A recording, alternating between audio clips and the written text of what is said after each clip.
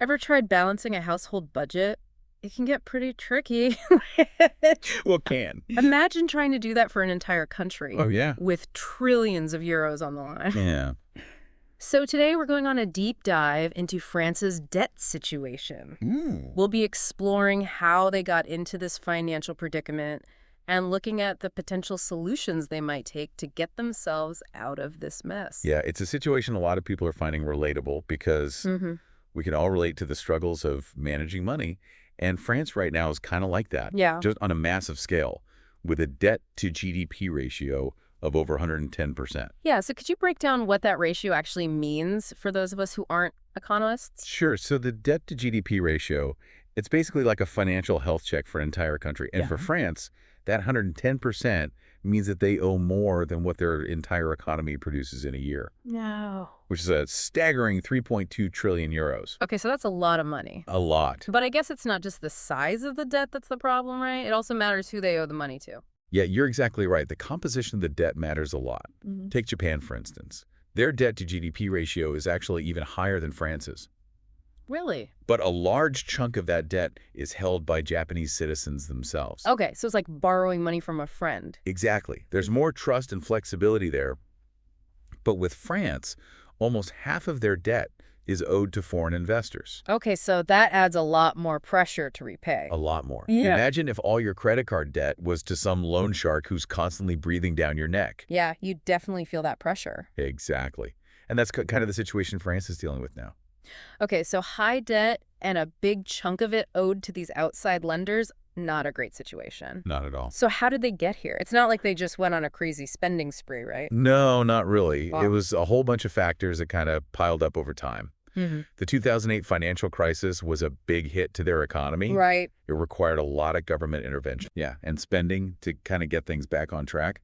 Oh. Then, as if that wasn't enough, the pandemic happened, Oh, yeah. leading to even more spending. On all the social programs. Exactly, and economic stimulus measures, Yeah. which just widened the gap between their spending and their revenue. So it was kind of like getting hit by a truck It was. and then getting hit by another truck right after. Yeah, basically. Yeah. And then on top of all of that, we have the war in Ukraine. Yeah, which has really messed up the global economy. Absolutely. And it's really impacted energy prices, particularly in Europe, which forced governments like France to step in with subsidies. And then tax breaks. Yeah, to kind of help consumers and businesses out. But these measures, while they were definitely necessary, In the short term, yeah, they also dug an even deeper hole in the budget deficit. because they're spending even more money. Exactly. Okay, so we've had this perfect storm of global events Yeah. that have pushed France further into debt. But haven't some of President Macron's policies also added to the problem? You're right. Some of his policies have played a part too, like the tax cuts he implemented during his presidency. No. While they were meant to boost the economy and appeal to voters, they also meant the government was taking in less revenue. Less money coming in. Yeah, and those tax cuts have cost the government an estimated 15 billion euros. Wow, so they're in a real dilemma, They are? trying to balance these popular policies with responsible financial management. It's almost like juggling flaming torches while riding a unicycle. It is a tough act to pull off. It is. So considering all these things that have led up to this situation, what does France's budget look like right now? How big is this deficit? Well, their budget deficit, which is the difference between what they're spending and what they're bringing in, is currently sitting at a worrying 6% of their GDP, Okay. which is double the EU's 3% target. Oh, wow. That's a clear sign that they're spending way more than they're earning. Okay, so high debt to GDP ratio and a growing budget deficit. Definitely concerning. But they can't just snap their fingers and make it disappear, right? What options are they considering to tackle this? So they're in a tight spot, aren't they? Too much debt, not enough coming in. It's like a financial puzzle with some pretty high stakes. So what are the solutions they're looking at? They can't just magically erase trillions of euros in debt, can they? It does seem that way. And there really aren't any simple solutions. The main options being discussed are either cutting back on spending or raising taxes. But both of those come with their own sets of challenges. So it's about finding the least painful path forward. Exactly. It's a very careful balancing act they have to perform. Right. So let's break down those options, starting with spending cuts. How much are we talking here? And is that even realistic politically? Well, there has been discussion about potentially slashing public spending by something like 50 billion euros. Wow. But those kinds of drastic cuts would almost certainly be met with a lot of pushback from the public. Because it means impacting people's everyday lives. It does. Cutting services and programs means affecting people's jobs, their access to essential services. Hmm. It's not a popular move for any government, especially not when elections are on the horizon. Yeah, not an easy fix. Then what about raising taxes? How are they planning on approaching that? The new Prime Minister, Michel Barnier, has put forward a plan to bring in an extra 20 billion euros by introducing new temporary taxes. Okay. These taxes would mostly target big corporations making over €1 billion. The big owners. Yeah, and high-income individuals. The idea being that they can afford to contribute a bit more. Right, the classic tax the rich approach. But will that really work in the long run? Can they really squeeze that much more from the top without some negative side effects? That's the million-euro question, isn't it? Yeah. France already has one of the highest combined tax rates worldwide. It's sitting at 45% compared to the global average of 40%. So already quite high. Yeah, it is. Yeah. Pushing that even higher could end up driving investment and talent away. Yeah, because if you're a successful entrepreneur and you see everyone else moving to countries with lower taxes, Yeah, you have to wonder if it's worth staying. if it's worth it. Yeah, exactly. So it's this balancing act. It is. They need more money, but they don't want to scare away the very people who are contributing to the economy. So it's Yeah. not just individuals they're thinking about, right? I hear there's also talk of higher taxes on air travel. That's right. They're looking at increasing taxes on air passengers, which could bring in some money, but it would also likely have a knock-on effect on tourism. Which is huge for France. Huge. Yeah. And on top of that, it could slow down the aviation industry's move to sustainable fuels since they'd have less money for that kind of investment. Right. So every option has its downsides. Cutting spending is going to be unpopular, and raising taxes might stifle the economy. Exactly. Are there any other approaches they're looking at, maybe something a bit more outside the box? There are people suggesting a different strategy altogether, focusing on stimulating economic growth as the way to tackle the debt. So instead of cutting back or taking more, they could try to grow their way out of it. Exactly.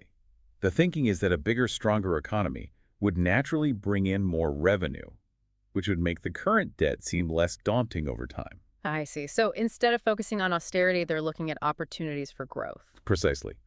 It's like planting a seed that has the potential to grow into a mighty oak, providing shade and sustenance for years to come. That's a nice analogy. But that obviously takes a long-term perspective, a willingness to invest in the future even when there are very real pressures in the present. That's the heart of the matter, isn't it? It's about balancing those immediate needs with the aspirations for the future. And often that means making difficult choices, prioritizing certain investments over others. But if it's done strategically, it can lead to a more sustainable and prosperous future. Like deciding to invest in your education even though it might mean cutting back in the short term. Yeah, exactly. You're betting on yourself and your ability to earn more later. But even with this long-term vision in mind, they still have this massive debt they need to deal with now. Are there any short-term measures that could offer some relief? One option that's often considered is restructuring the debt. What does that mean? It means going back to the creditors and renegotiating the terms of the existing loans, maybe extending the repayment periods or getting lower interest rates. It could give the government some breathing room, allowing them to focus more resources on other pressing issues. So like refinancing your mortgage to get a lower monthly payment. Yeah, something like that. It wouldn't wipe out the debt, but it would make it a little easier to manage in the short term. But wouldn't that require the creditors to agree to it? And could it hurt France's credit rating down the line? You've hit the nail on the head. Debt restructuring is complicated. It requires careful negotiation and a good understanding of the potential risks involved. Yeah. It can be a useful tool when used strategically, but it's not a decision to be taken lightly. So once again, it seems like every option has its own set of compromises and consequences. It's a reminder that there are no easy answers when you're dealing with an entire country's finances. It's fascinating, isn't it, how much this situation mirrors our own personal experiences with money.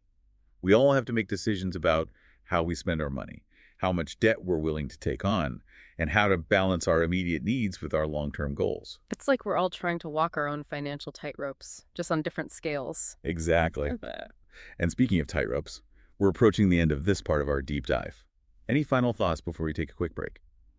We've talked about what caused France's debt, and we've looked at some potential solutions. It's pretty clear there are no easy answers. just tough choices with big implications. Yeah, and what's really interesting to me is that this isn't just some abstract economic debate. It's about real people, the choices they make, and the future they want for their country. And those choices are about to become even more real.